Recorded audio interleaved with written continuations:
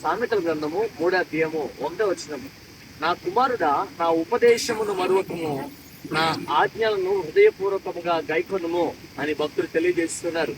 ప్రియ దేవుని బిడ్డలారా, నిజముగా మనం ఆలోచన చేసినట్లయితే ఐగుప్తులో ఉన్నప్పుడు ఇశ్రాయేలీయులు తమ యొక్క కష్టాన్ని బట్టి, తమ సమస్యను బట్టి కన్నీటితో ప్రార్థించగా దేవుడు వారి కన్నీటిని, వారి మొరను విని వారికి ఐగుప్తు నుంచి విడుదల కలుగ చేసిన తర్వాత ఎర్ర సముద్రము అడ్డుగా వచ్చినప్పుడు అక్కడ వారు ప్రార్థించటమని సనగడము, గొనగడం ప్రారంభించారు.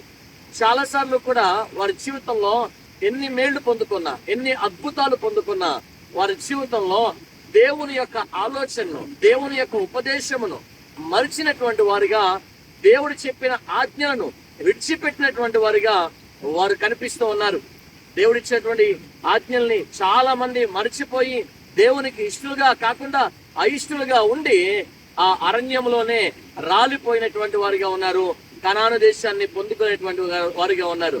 ఈ రోజున ఆయన ఉపదేశాన్ని అంగీకరిద్దాము, ఆయన ఆజ్ఞల్ని పాటిద్దాము, పరలోక రాజ్యంలో ఉందాం. అట్టి కృప దేవుడు మనకు అనుగ్రహించును గాక.